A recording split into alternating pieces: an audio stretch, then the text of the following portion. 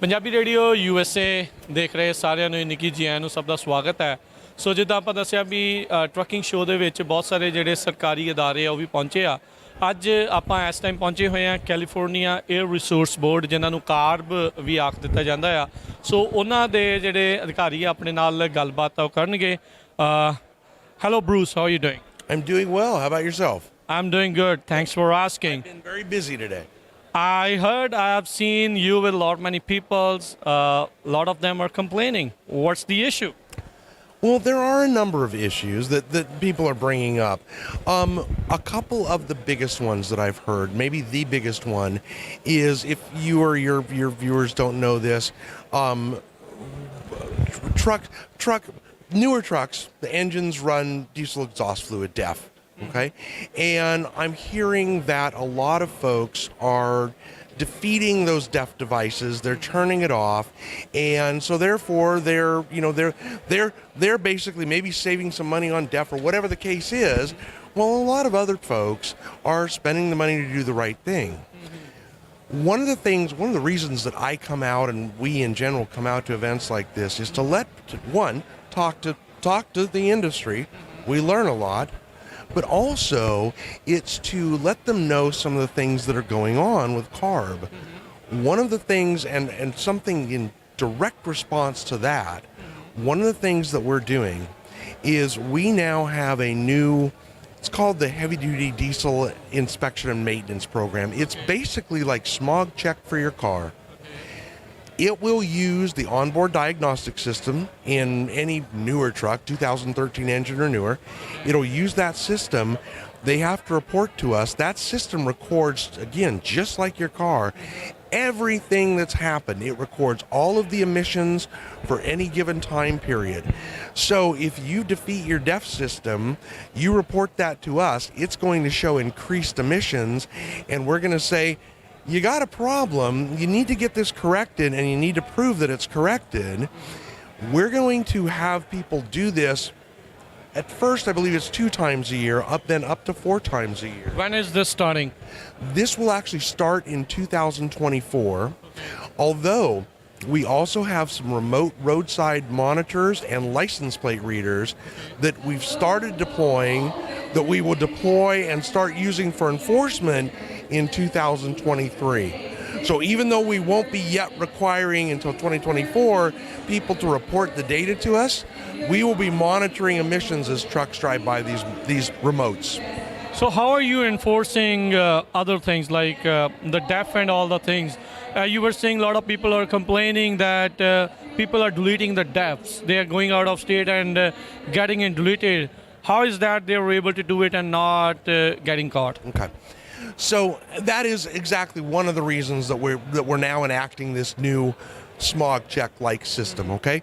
What will happen is if they don't report to us, okay, or they report and the date, again, just like your car, and it says you didn't pass and you don't fix it, then the Department of Motor Vehicles simply won't give you a registration. At that point, you have to worry about CHP pulling you over and maybe even impounding your truck because you don't have a registration. We do have enforcement staff, all right? We don't have the resources that CHP has. I mean, they have tens of thousands of people just in the commercial section. But we do have enforcement staff. Some of them do what's called desk audits. They work from the office and they get information. Some of them are field inspectors, right? I've been out with our field inspectors many times. I'm not one, but I go out with them all over California. They do unannounced, obviously, they do unannounced visits to places. They may spend 3 or 4 days in a given area doing inspections. CHP pulls the truck off the road for us. Our inspectors look at the truck. Do they have the right things on it? Do they have DEF fluid? Okay, if they don't have DEF fluid in it, now, I don't know if they can tell if they've defeated the DEF system. I don't know that. But they can certainly see if there's DEF fluid in it. And again, very shortly, the smog check program will be telling us whether or not they have excess emissions. Well, a lot of truckers are complaining that by introducing this smog check, it's a lot of overhead for them. They have to go out of their way to get it checked, and it will lose time. No, actually that's not the case. With this new program, it's not like for your car. For your car, you go down to the local smog shop, you spend $60 or whatever, you get it smog. That's not the case here. The way it's going to work, it's all going to be remote, and it will. Who's going to supply that part? We're going there. We're still working on the final details, okay? But we're working with two types of companies. One of those being the companies that manufacture the electronic log systems, all right? And what they're saying is they can just make a quick software download. Maybe it'll cost you $50, $60. I mean, we don't know yet, but none of them are supposed to be very expensive. They download it into the electronic log system. That system taps into the OBD system. It automatically sends us the data whenever we require it. You do it one time, you install it one time, it keeps sending us the information. The other way to do it is you'll get something like a thumb drive, right? You'll get a little dongle that plugs into your OBD socket in your car. You buy that device, you can use it as many times as you want on as many trucks as you want. If you own 10 trucks, you use it 4 times a year on 10 trucks. Yep, puts it in, sends the data to us. You don't have to go into a shop. That is definite. You don't have to go in, spend $100 for a test every 3 months and lose time. That's right. Okay, so I was hearing about some zero-emission incentive program you guys are bringing up. So what's with that? All right. Well, we've had incentive programs for quite some time. Up to this point, okay. So if people don't know, CARB is starting to promote zero-emission vehicles more and more, including in the heavy-duty field. We're writing regulations and so forth.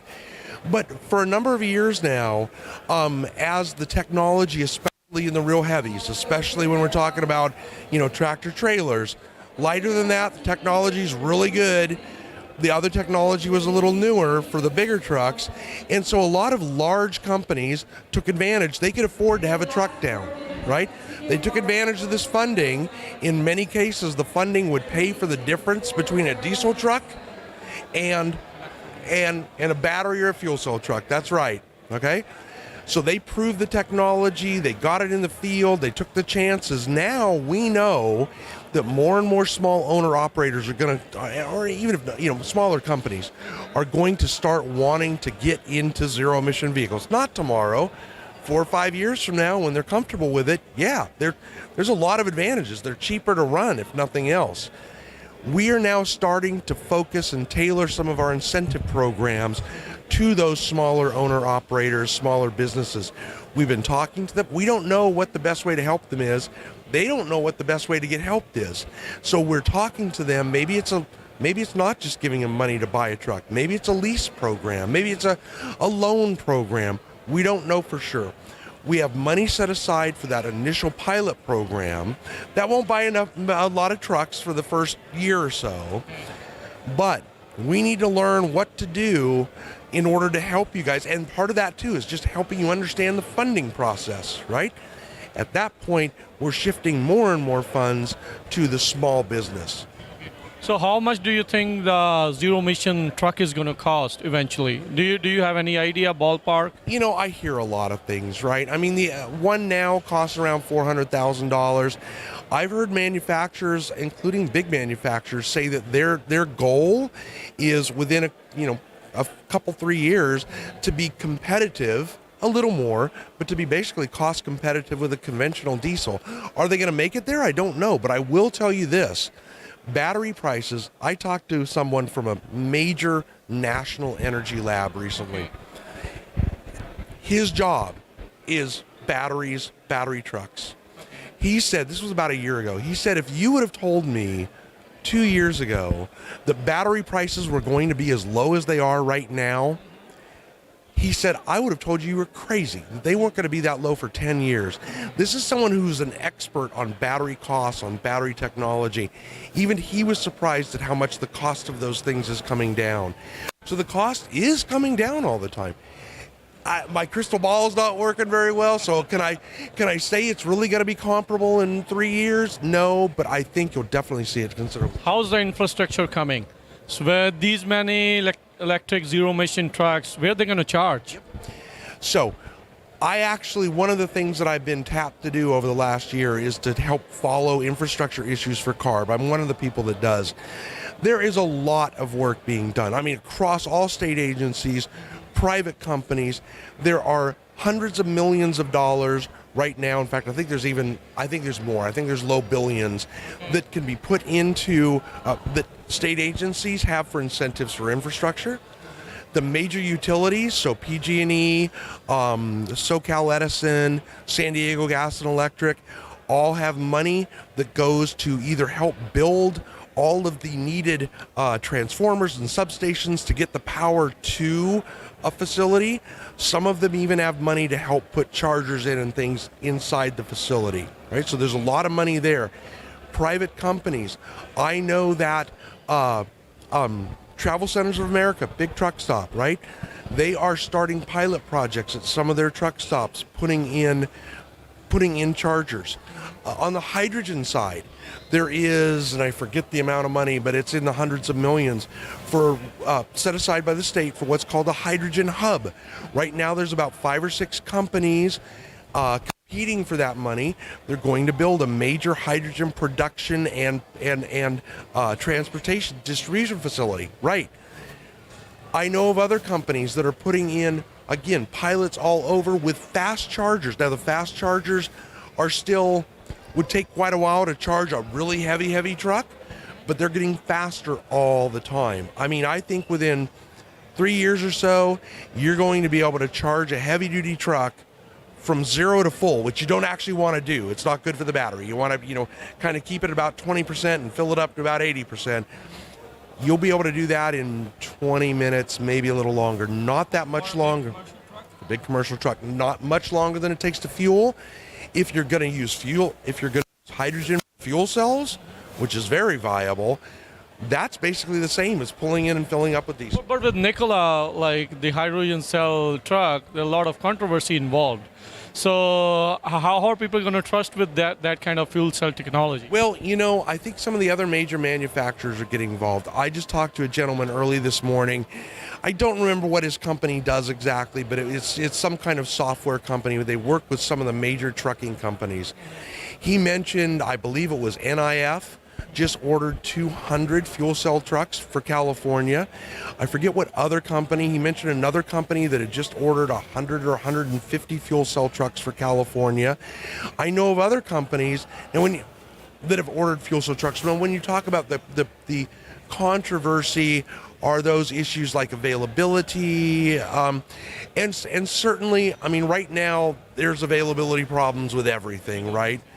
My car parts, I mean, my TVs, whatever it is, that's going to be an issue. But it is not just Tesla, Nikola. In fact, Hyundai Motors in Europe, Hyundai is a big advocate of fuel cell. They have a lot of fuel cells operating in Europe. Again, it's not, and I think, I've known of Nikola for a long time. I think they're a good company. It's not just them. It's lots of companies.